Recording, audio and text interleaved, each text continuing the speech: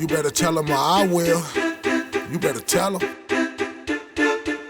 We gon' talk about wrong, right, death, life. Talk about anything you like, you better tell him or I will. You better tell him or I will. You better tell him. We gon' talk about broke, rich, real life-ish. Speaking like this, I can't miss. You better tell him or I will. You better tell him or I will. You better tell him. We gon' talk about the old, young, smart, dumb. Let me show you where I'm coming from. You better tell him or I will. You better tell him or I will. Yeah, man. So, y'all all know, man. Y'all all know.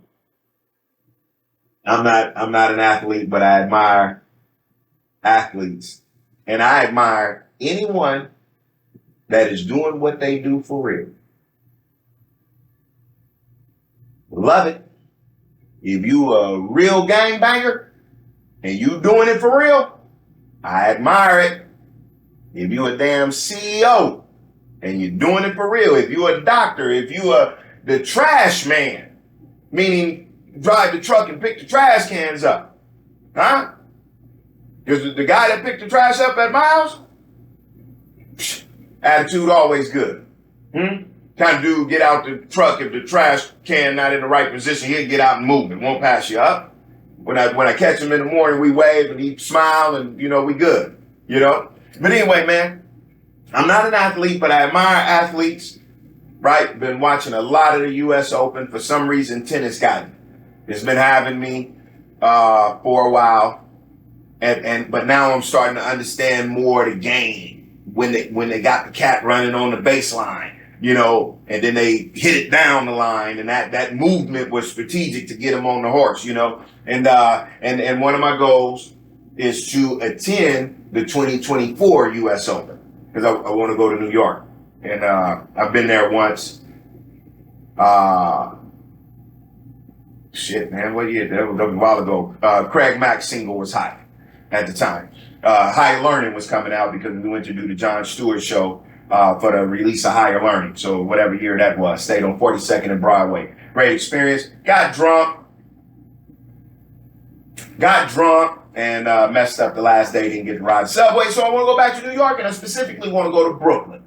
And I learned that the U.S. Open is held in Queens. So anyway,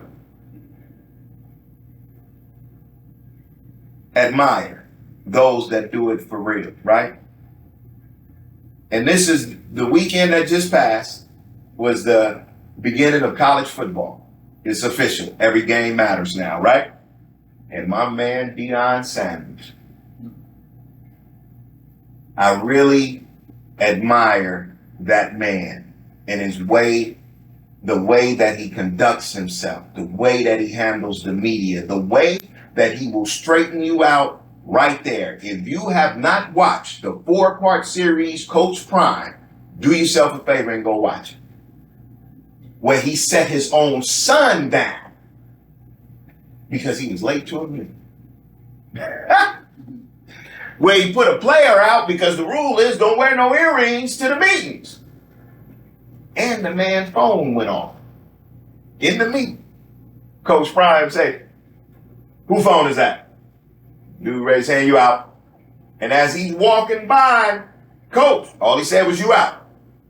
Dude had to lead a meeting. And as he's walking by, Coach Prime said, "Ain't nobody see the earrings in his ear? I'm the only one that see the earrings in his ear. We supposed to be a team?" And nobody saw the earrings in his ear.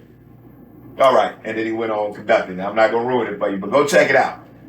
And this brother knows what he's talking about. And I just, man, it is something about somebody when they know what they know that they know. And you could call it ego. You could call it whatever you want to call it, to say that something wrong with him. Not me. Not me. I want to learn. What did he do to get there and conduct himself like that? Man, fun fact, the team he took over was 1-11 last year. 1-11 have not sold out the stadium in decades. Him, knowing what he knows and doing what he do, the way that he does it, has the season sold out. and they just tapped TCU. Yeah? Now, and the brother getting it done with getting his toes cut off, man. Huh? In danger and getting it done. Now, this is just from me watching on camera, right? But this here, you better tell him or I will, gonna get us face to face, baby. Commitment, man. In my observation, right? Because I am the motherfucker that will judge. Don't give a goddamn what your mama or your grandma told you. Don't judge nobody shit. I'll drop a gavel on a motherfucker in a minute. Let me tell you why. Because judgment comes from evidence and observation. So as I'm watching this man, and I'm not the football dude. I watch it, right? I'm not, look.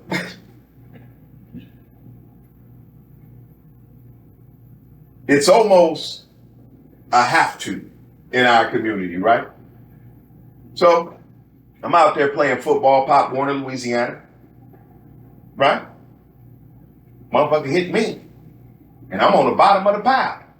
I don't want to do this shit no more, okay? But I'm in practice. I'm so ignorant and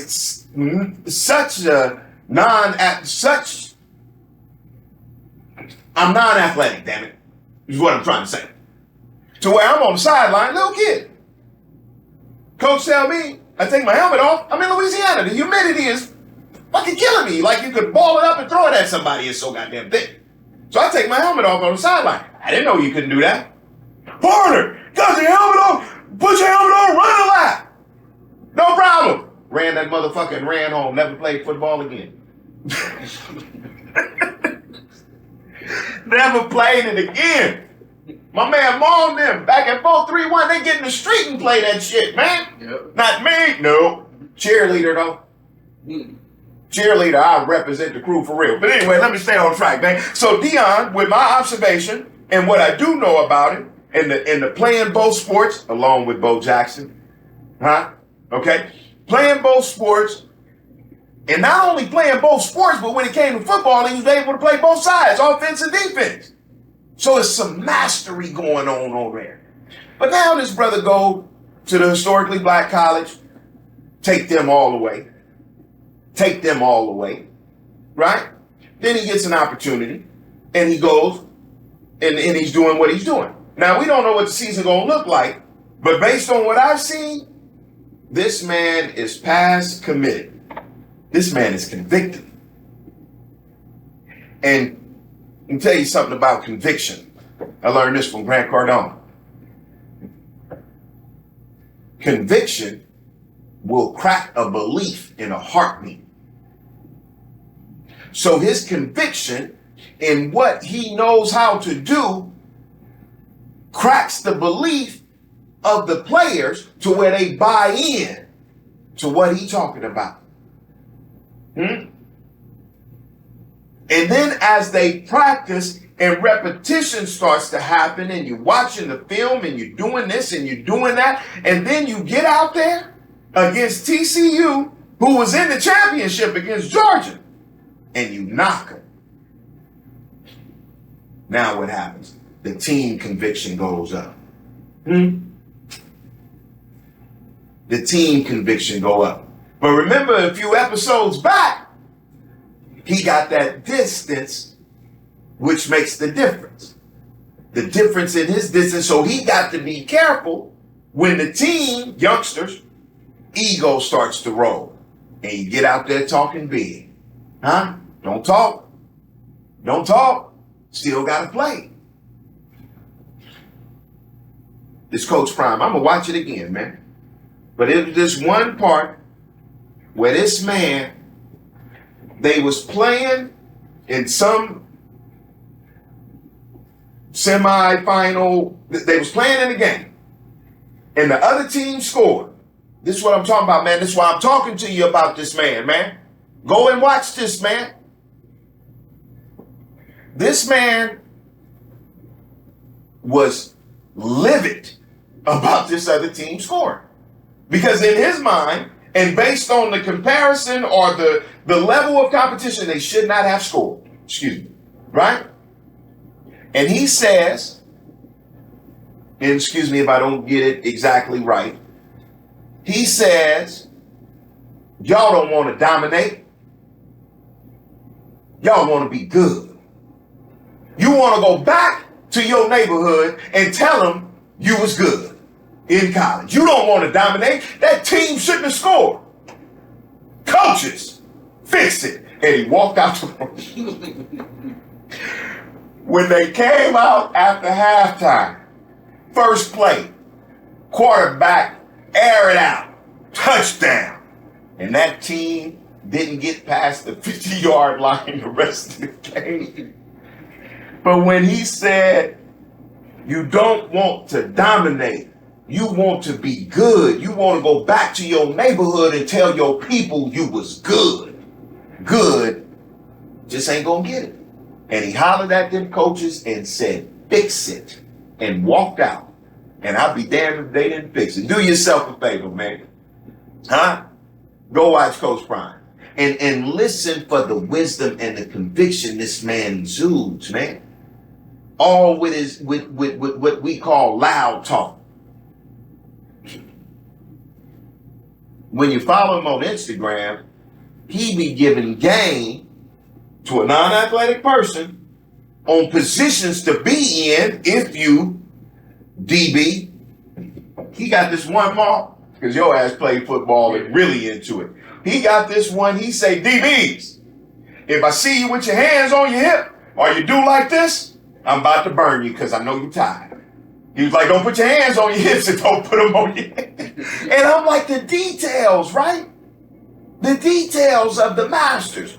Go watch Floyd Mayweather on Drink Champs when they was asking him about how he started boxing, and Floyd begins to tell them, before you even put on the gloves, you got to learn how to stand. And I'm like, what? Before you put on the gloves, you need to learn how to have your body in the right position. And I'm like, wow, never knew it. Never knew it. The details of the masters is what we after if you want to be a master. My father is a master. Little difference between a master. I'm going to share with you for free. You got an expert and you got a master. Huh? Masters could only make masters. They don't teach. Experts teach and ain't a damn master. Expert can teach you what to do verbally, but cannot make you a master and will not. A master, if you ain't in they lane doing the same thing they doing and show commitment to be a master, they ain't got no time for you. You talking to you hearing from a son of a master. And when I filled out my application in 1996 to sell cars, got to check with my wife, might have been 97. My dad told me, if I'm filling out the application, it's 103 degrees on the marquee of the dealership when I pull up on my ZX 750. Rode my bike that day. That's when I was in the Rockets and the speed. But I ain't interested in the speed no more. Why? Because it's the distance that created the difference. Right? But anyway, filling out this application. And my dad says, if I told you what it takes to be a master, you'll punk out in 30 days. Right over my head. Now I'm selling cars with it. Water pump goes out of my car.